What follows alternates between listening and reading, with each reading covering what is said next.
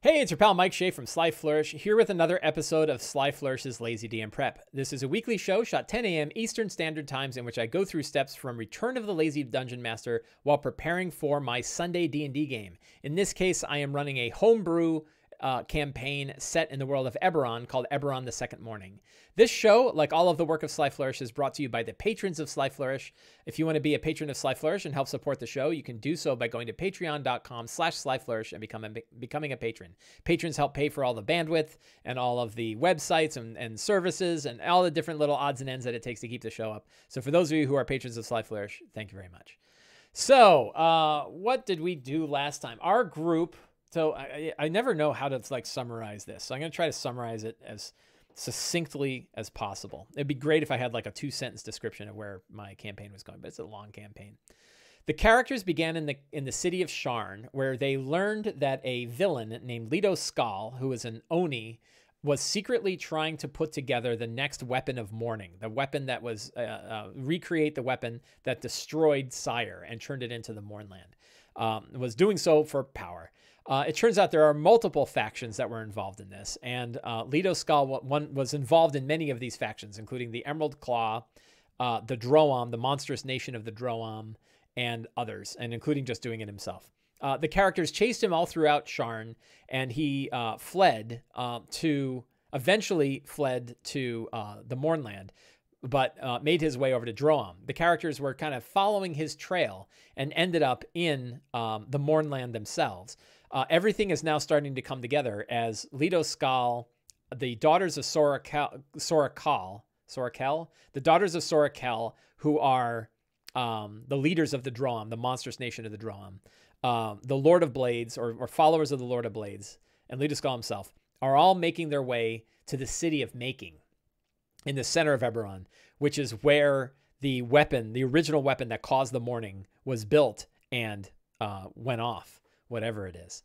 Our characters have been traveling on a sentient Warforged train, and a very powerful, somewhat unbalanced, murderous Warforged train named Karshak. Karshak, in order for Karshak to take them to Making, they have agreed with Karshak that they will recover the memory crystals of Karshak's mate, a fellow train named Mycenta.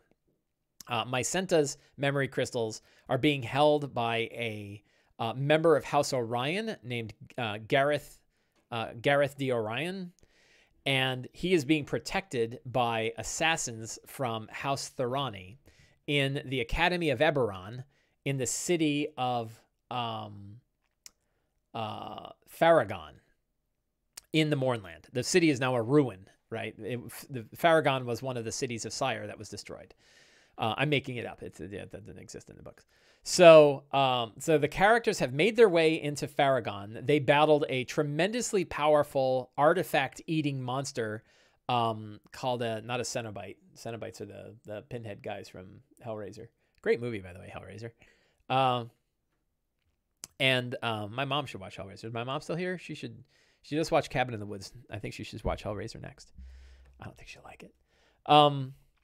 And what the hell is the name of that? Calabrith? Calarail? I think a Calarail. That sounds right. No, that's not right. I don't know what it is. They fought a very powerful, huge, mutated gorilla creature that ate artifacts. It was really hard. They had a really hard time with that, but they did beat him. They beat it. And now they have made their way to the Academy of Eberron. They found a sewer system underneath it, and then have snuck up into the Academy of Eberron, the ruined Academy of Eberron, where House Thorani assassins are holding Geneth D. Orion, who is holding the crystal of Mycenta. So that's where we are beginning the adventure. One of the interesting things that happened last week that I thought was worthy of conversation is that they decided they were going to infiltrate their way into the Academy of Eberron, and so they were like, we're going to look around. And I talked about how there was a collapsed street that led into tunnels that were beneath it. And I had not prepped anything for it. I had no idea that they were going to do that. And so we were talking in Discord earlier about how do you improvise maps? And I had to, right? I was in a situation where they took a direction. I wanted to give them options. I just hadn't filled out all the options. So I quickly ran to Dyson. Dyson Logos is my go-to savior for maps. And I'll paste it into the chat just in case anybody doesn't know about Dyson. If you don't know about Dyson, you should, because it's really good. And I think I just went like sewers, right? And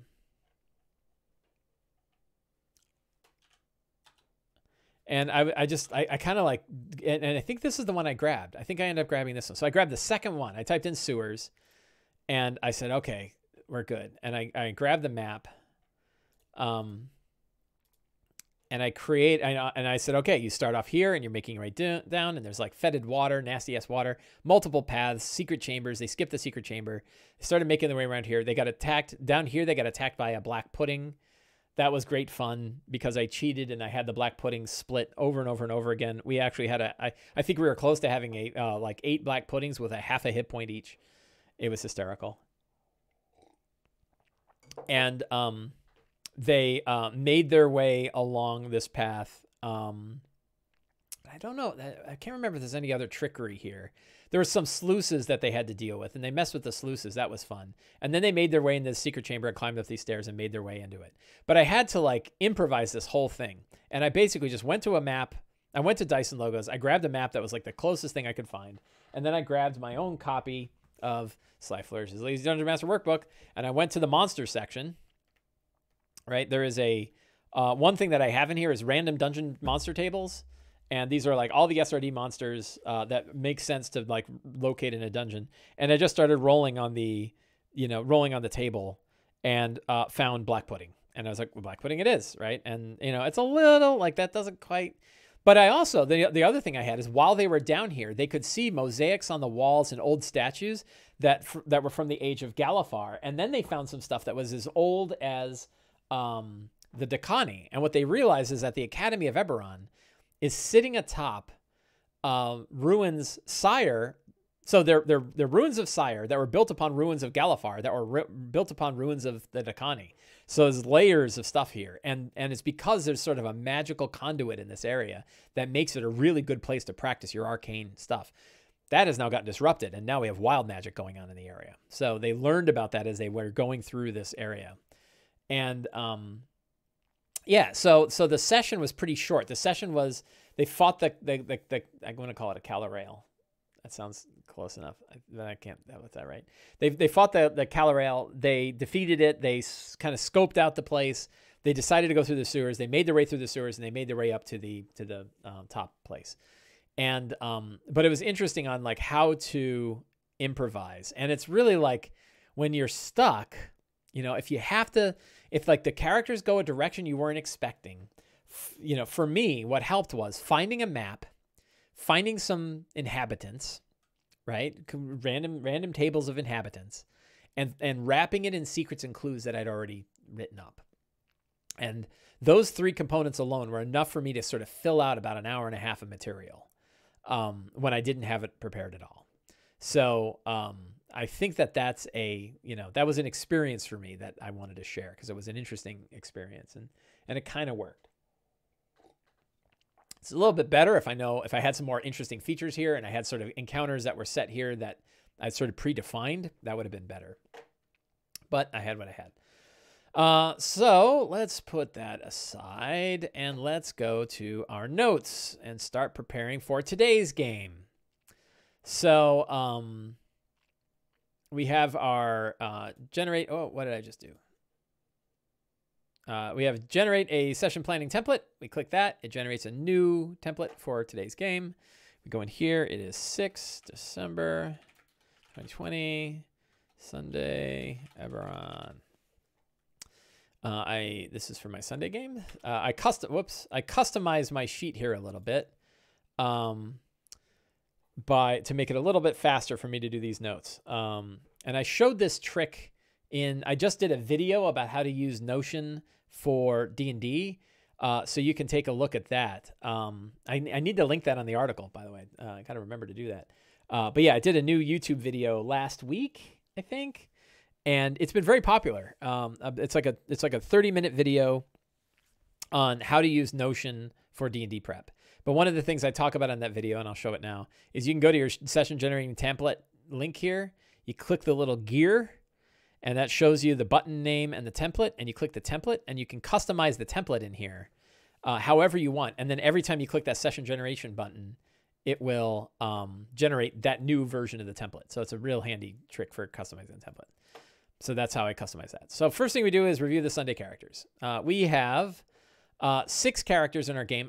So I think Pat Zarantier is not going to be able to make it, but I think everyone else might. So we have Arwen Chi Sizu, who is a dragon-marked member of House Civis, a latent dragon-marked member of House Civis. Her father exists inside of a memory crystal that is inside a docent in the head of Banner.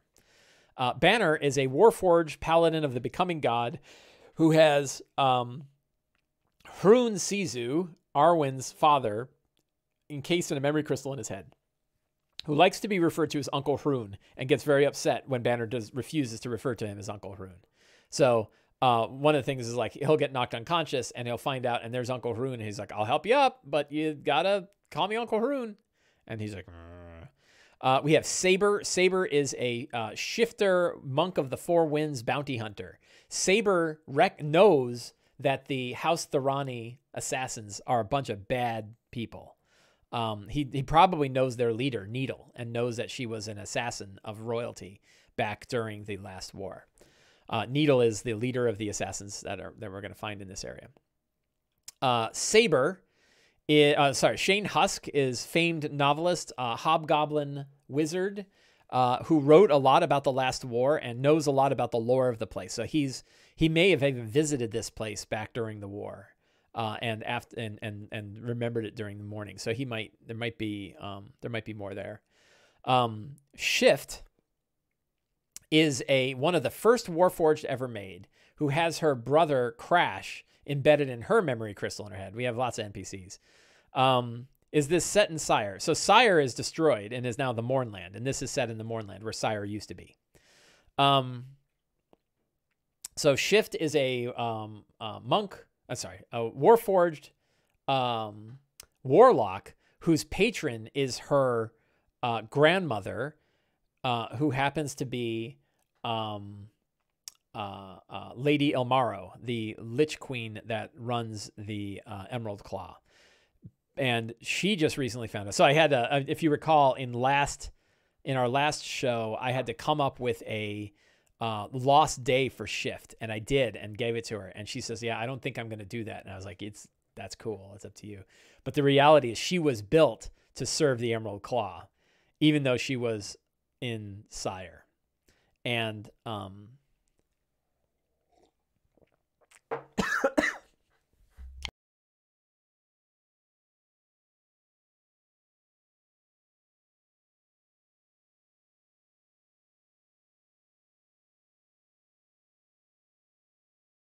coffee and got like all coffee grounds down my mouth. So a little hoarse. Sorry about that. That'll be fun on the podcast. Hey, sorry, podcast listeners. I swallowed coffee grounds. Not good for your ASMR. So Shift. There's a lot of fun that I can have with Shift and the connection with Lady Ilmaro. So I think like right off the bat, I've got a couple of ideas for secrets. So we're going to open up a new window here.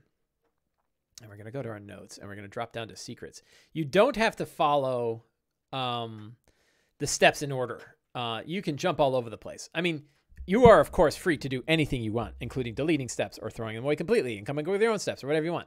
But one thing is like, how do you do it? Well, I jump around a lot. I'll go, especially starting with reviewing the characters. And if I get secret ideas from thinking about the characters, I want to immediately go down to secrets. So Lady Ilmaro is Shift's patron, warlock patron. I don't know if I've ever stated that explicitly, but that's important to have. Crash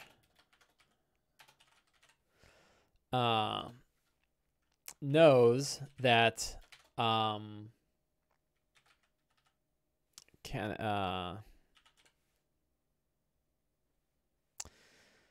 Vincent D. Kenneth disabled Lady Ilmaro's failsafe.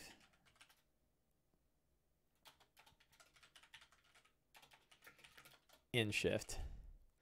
You see, like I'm like linking to every character here. Lord Crash knows that Vincent D. Kenneth disabled Lady O'Mara's failsafe in Shift. Shift can choose her own actions as she wishes. So those are 2 secrets. Saber knows that Needle. Saber knows that Needle was an assassin for House. This is before the Rift. Who is the other?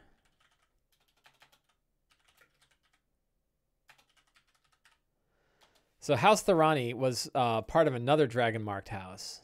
Falarn. Fearlarn? I never know how to pronounce that.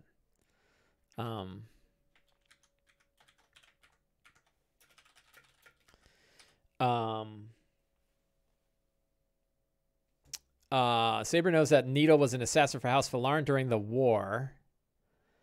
And murdered lines of royalty to destabilize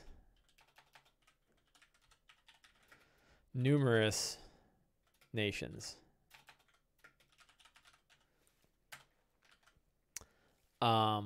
Needle sided with House Thorani during the split between Thorani and Falarn. Farlan? Farlan. And House Farlan. Her own doing helped fuel the rift. Her own assassinations. Needle hopes to find enough blackmail material on Mycenta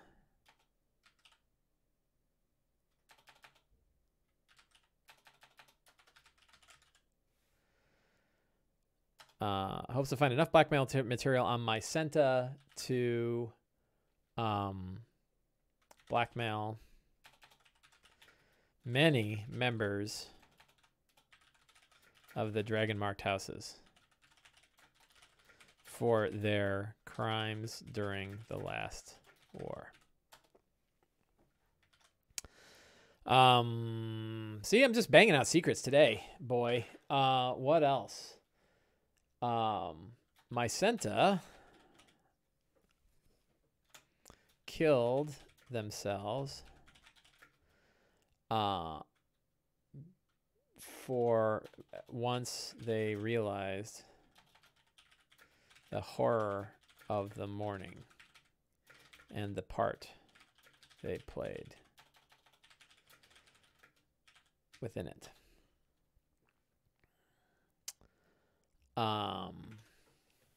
Other interesting bits here. The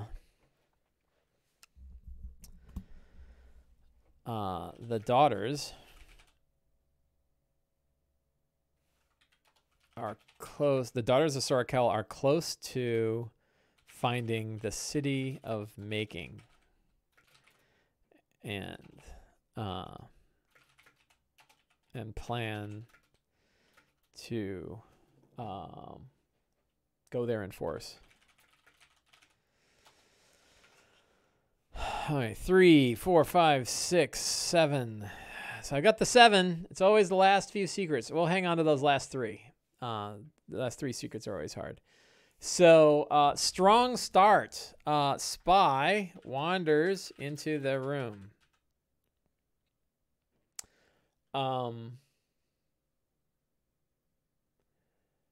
2 spies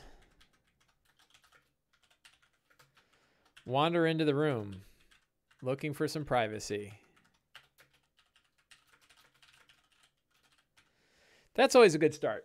You know, fun, strong start. Like, you know, I have an article called 2 Thugs in the Woods, which is about how you can build combat encounters that are low power, not dangerous, but somewhat threatening in that, like, You know, if you alert people, it could be bad for you. And you can essentially create a situation. Like, one of the easiest ways to build a situation that gives the players a lot of agency about how they want to approach it is to have them face unwitting enemies, unwitting low power enemies, right? So like, you're in the Sahuagin lair in the final enemy, and you're hiding out in a room, and 2 Sahuagin are walking by dragging a merfolk, a merfolk prisoner. And they can easily take out 2 Sahuagin, right? But it's like, do they hide and let them go? Do they grab them? Do they try to pretend that something else is going on? Do they fight them? You sort of create this situation that gives them a lot of different ways to approach it. And you kind of see how they approach it, right? And it's a really simple model for building a fun situation. It's a great way to do a strong start of, like, 2 spies. These are 2 House Thorani spies, right? 2 House Thorani spies are into each other, and they're looking for some privacy, and they are kind of giggling, and they bust up in the room, and they sit, and the whole party is standing there on the other side, having infiltrated it from this other place. What happens, right? I don't know. Do they cast sleep on them? Because they're just spies. You can knock them out, right? Spies are relatively low. And you think about it, it's like the characters are 10th level, right? So how are 2 spies a threat? Well, guess what? You don't build encounters based on the level of the characters. You build encounters based on the situation in the game. And then you see, are those dead? Am I going to accidentally kill them? I'm pretty sure I'm not going to kill them with,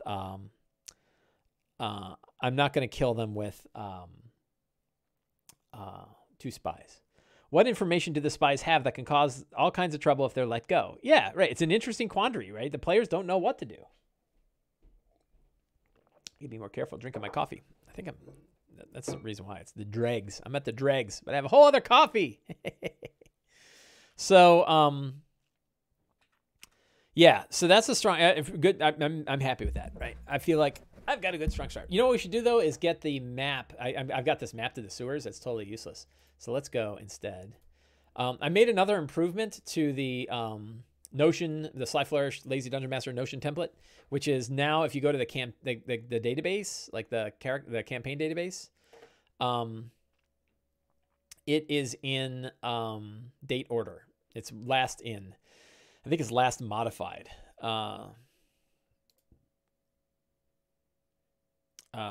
You can create actually in this one I didn't. So let's go to the table view.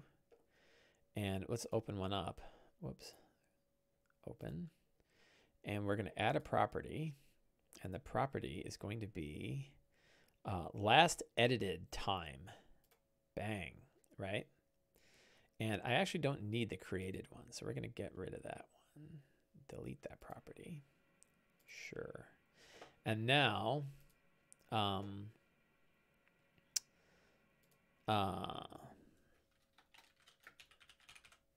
we have the last edited time is called last edited, and we have it sorted by that. And that way, so here's a kooky thing. Breaking out of D&D for a second. I read a really fun book called Algorithms to Live By, which is a great one for nerds. Like, it's the most nerdy book you can imagine. Algorithms to Live By. How to live your life with mathematical algorithms, right? Boring. But one of the things they talk about is that the stack is one of the most efficient ways to organize stuff. That if you organize your stuff from that the most recently used stuff is at the top and the least used stuff is at the bottom, you're almost always going to be finding the thing that you need, because you tend to need the same stuff over and over again. If you assume that the way you pull your information follows a normal distribution, like there's some stuff that you're going to pull a lot more often than others, the stack is going to be a really efficient way to do it. It's like the stuff I tend to modify the most is the stuff I'm going to need most often. And so I bet you that's true here, that if I go through, there's Needle is on this list. Academy of Eberron, there it is, right? So I have my Academy of Eberron and I have my map. So let's go grab that. And what we're going to do is move this map to my other window so we can take a look at it.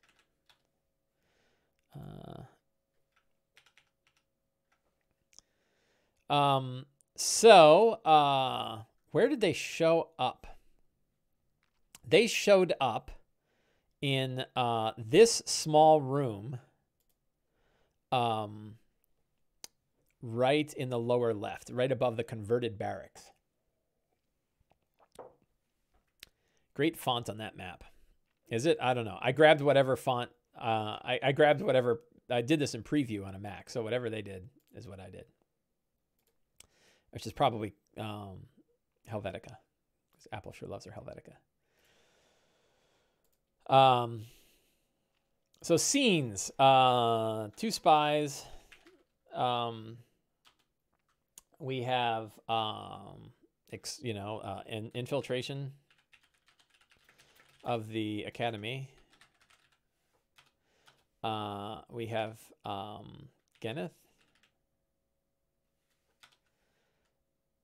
Geneth, Needle,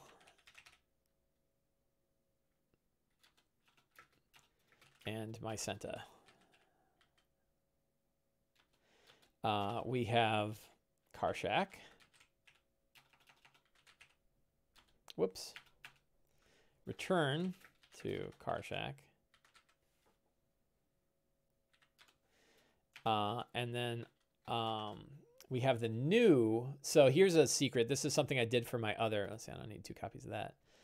This is something I did for my other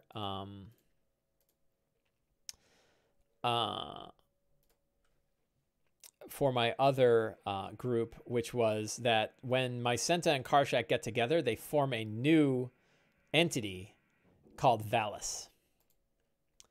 I am stealing this directly from Neuromancer,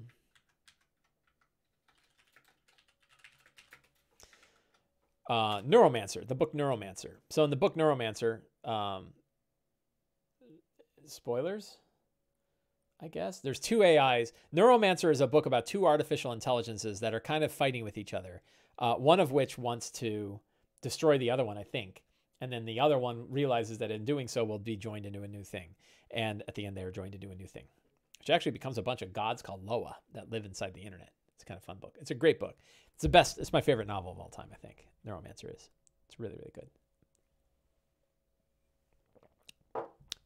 So, and then onward.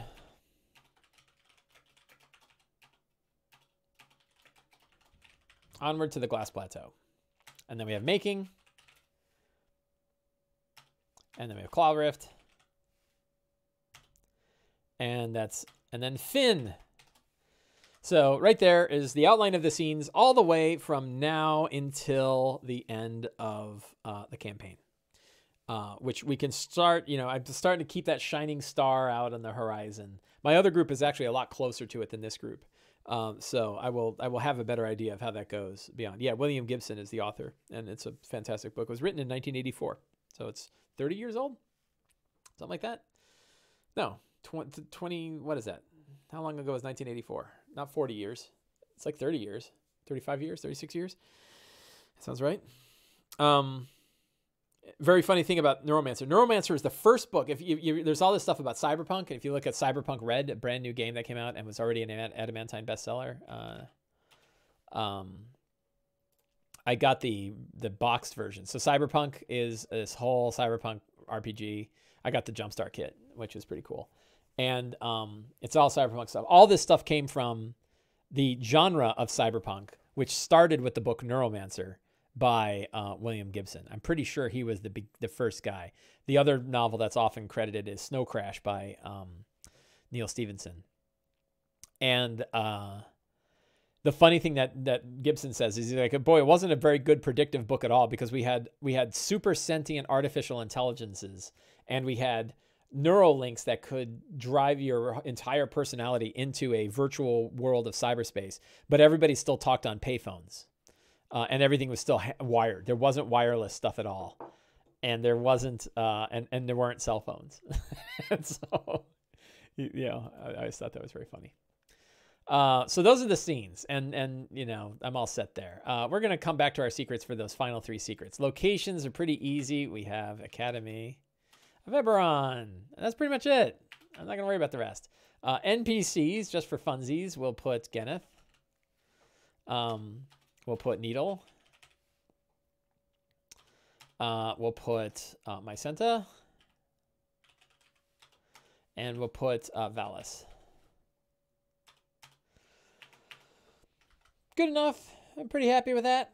Monsters. So who do we have? We have spies. We have assassins. We have veterans. We have mages. Any other? If you were like a squad sent by House Thorani, what kind of oh, Displacer Beast.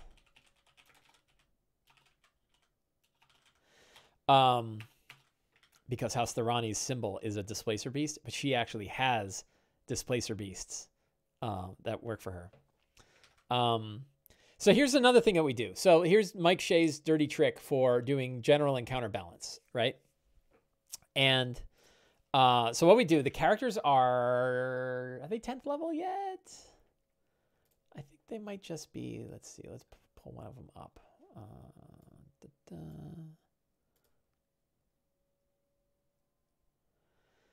They are 9th. So they'll be 10th level once they complete this. Once they recover Mycenta, they will become 10th level.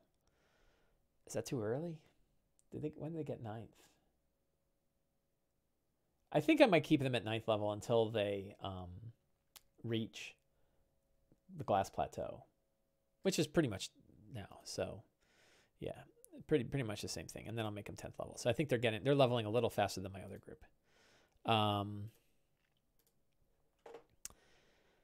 So if they're 9th level and there are 5 of them, we have 9 times 5 is 45. Half of 45 is 22. So max or potential deadly CR sum CR equals I can't spell potential. Why isn't that changing? Is 23. They can face roughly 23 CRs worth of monsters in a fight. That is at the edge of dead. That could, you know, if they face 23 or more, it could be potentially deadly. That's the benchmark. So what was that? What was that nonsense I just did? So if you look at the encounter building guidelines in the Dungeon Master's Guide or in Xanathar's Guide, there are tools to help you determine whether or not to determine how difficult a battle is. A lot of DMs start by deciding how difficult a battle they want and building around that. Instead, what I do is say the situation dictates what monsters are going to be there, but you want to know if it's going to accidentally kill the party or not, right? And so what is the maximum number of CRs where you have fallen into deadly? Right? It's a rule of thumb. It's a general use thing. It's not perfect. You don't build around it. You just use it as a gauge. It's literally like not literally a rule of thumb, but it's like, you know, it's a real loose gauge. And the way you figure it out is you sum up the total character levels. So if you have 5 characters and they're 9th level, that's 45 total character levels, and you have it. And half of that is 22. I'm rounding up, but you can round down too and say 22, 23, who cares? And so what that tells me is if I sum up so let's say I'm going to make a fight. Let's say we look at who is surrounding Geneth the Orion. And he say, well, we know that Needle is an assassin. Needle probably has like a younger brother who's also an assassin. And she probably has a couple of mages with her. And she probably has like, you know, maybe 3 or 4 veterans and then 3 or 4 spies, right? So that's 2 assassins, 2 mages. That's actually a lot of people, but they could be split up. So that's like the total amount. So if we think about the total, this is all of the group that she has at her disposal. She probably has 4 spies, 2 assassins, including herself. Those are both dragon marked, probably her and her brother, right? There's Needle and, you know, Thread. We'll call him Boxer. Probably 4 veterans, a couple of mages, and I'm going to say 4 Displacer Beasts, right? That's the, why is that requiring? So The total, these guys are, I think, CR1. The assassins, I think, are CR7s, but they're overdone. These guys are CR3s. I think mages are CR5s. And I forget what Displacer Beasts are. I think they're CR3 as well.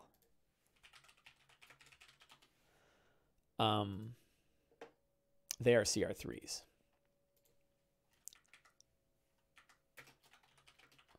So if they were to face... Yeah, assassins pack a huge punch if they get the jump in the party. That is true, because they get a free crit.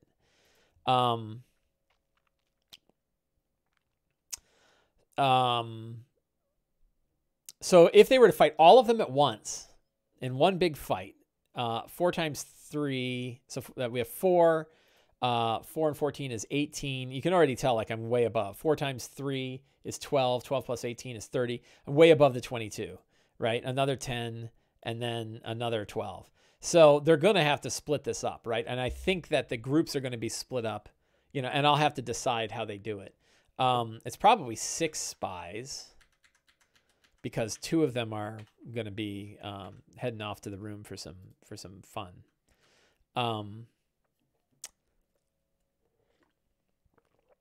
So that's a good one. Then treasure, I really like. I had one which was a +1 hand crossbow that disintegrates its target when they reach 0.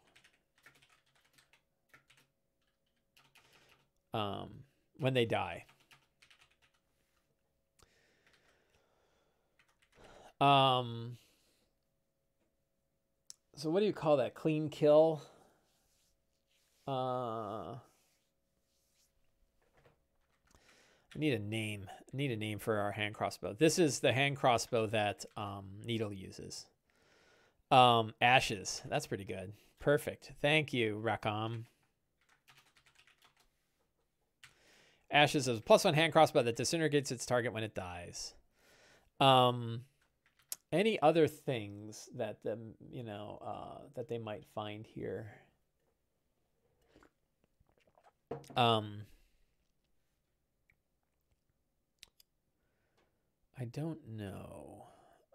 What other fun things could they have here? The cleaner is a pretty good one. I think ashes is a pretty good one.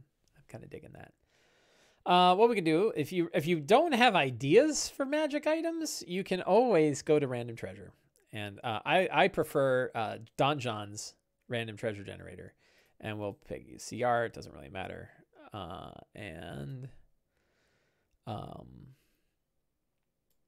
You can always grab monetary treasure is good. We'll throw some of that in here.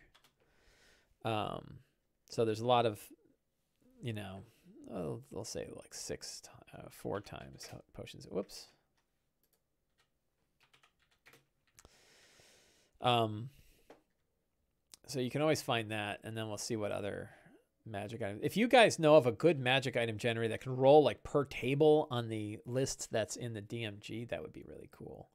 Instead of me just having to hit reload all the time. Instrument of the Bards. We don't have a Bards. Bracers of Archery. Ooh, that might be kind of cool. What do Bracers of Archery do? And I don't know which character would be interested in these, because none of them are archers. So it's kind of hard to figure that out. Proficiency with longbow and shortbow gain a +2 bonus to damage rolls on range attacks made with such weapons. What if they were Bracers of Archery, but they were only for crossbows? That might be kind of fun. But I don't think any of the players care. 5e tools loot gen. Thank you, Rakam. Man, your loot tables. Oh, look at this. This is beautiful. Thank you. Which is the good one? This one's good. Roll loot. Boots of springing, spreading. Oh, look at this. Man, this site's great. Thank you very much. This is a perfect site. Love it. I got to remember this somewhere. I'm going to stick it in my, I'm putting a link in here so I don't forget it. Yeah, I should have ad block on this one. I don't have ad block fired up. I forget why. I shut it off for some reason. So, but I like the idea of bracers of archery. So there's ashes, and then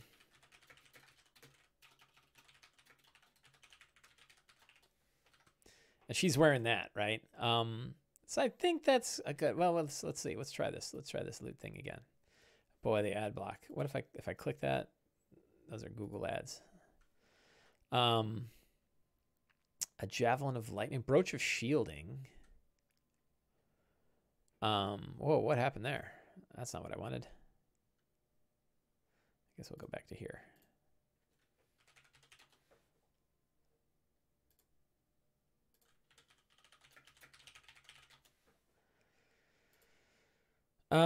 Brooch of shielding. While wearing this brooch, you're resistant to force damage, immunity from damage. Yeah, it's not a very. It requires attunement too. That's not real great, is it? Resistance to force damage and immunity to damage from magic missile spell. I'm surprised that's an uncommon. Like who cares about magic missile? I think I'll throw something like that on the next person who gets magic missiled. Oh, is 5e tools a bad site? Does it copy non-SRD stuff? Like you can list, I think there's no problem with listing stuff. If it shows it though. So like what's a I'm trying to think of a non-SRD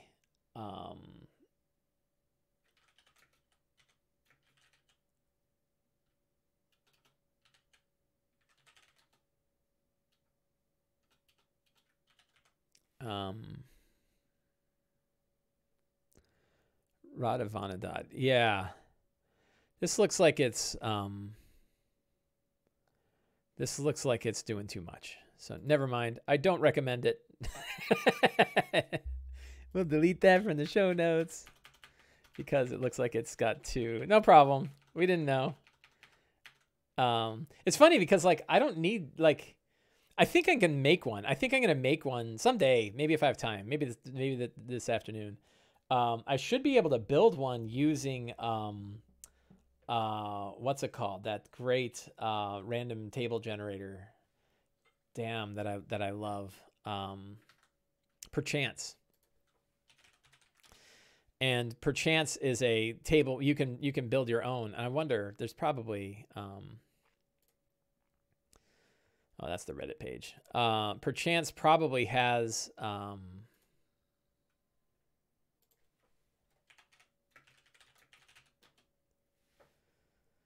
5e magic item generator resource Perchance. So this has, you know, I wonder how this works. Interesting one. Let's edit it and take a look.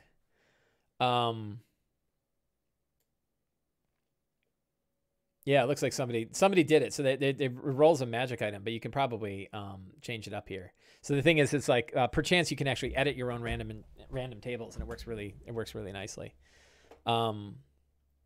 So that might be kind of a fun. That might be a fun way. I'll have to do more research on that.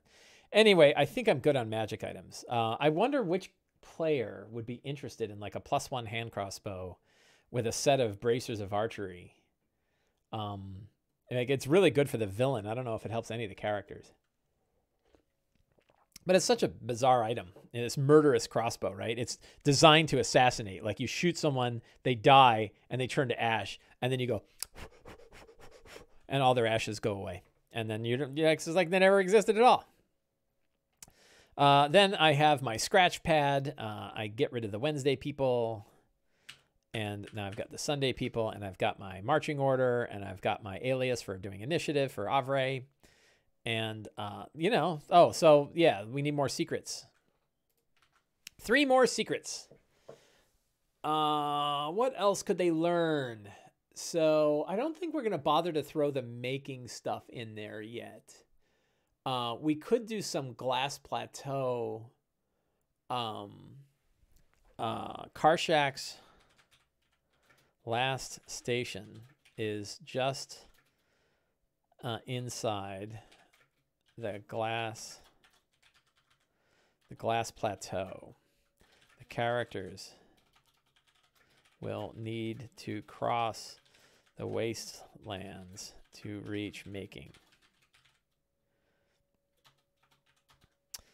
How many do we have? 1, 2, 3, 4, 5, 6, 7, 8. I need 2 more secrets. Other things they can learn. Stuff about Geneth. Oh, so Geneth. Let's talk about Geneth. So Geneth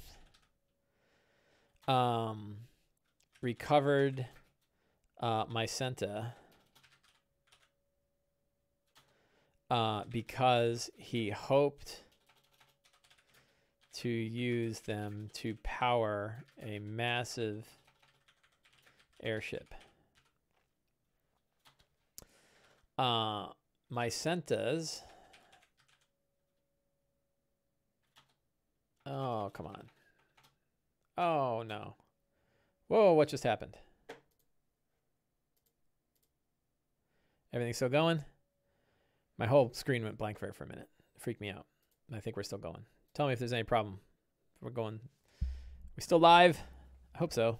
77 viewers. Holy cow.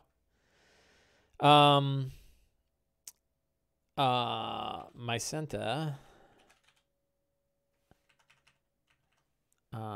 Mycenta's docent was damaged, and Geneth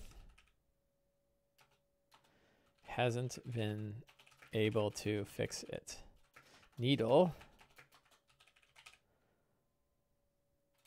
is frustrated.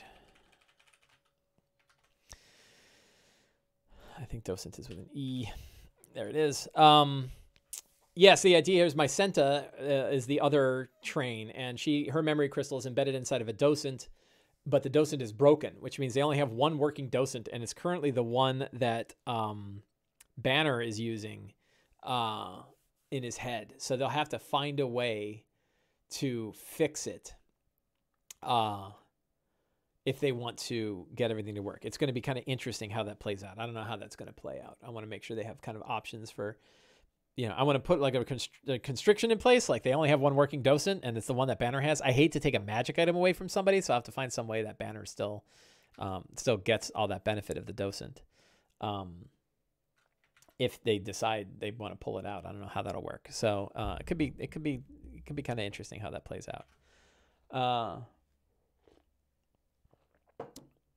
Yeah, so that looks like everything that we need for our game today. I have all my notes. Got my strong start. I've got my secrets and clues. Phantasmic locations are pretty easy to do. So like, how's that going to play out though, right? Like what, and I'm going to improvise it, right? And the idea is like, I know how many, so if you look at this number of monsters here, right? I know I'm not setting up encounters, right? I'm setting up, I know how many monsters are in the House Thorani group.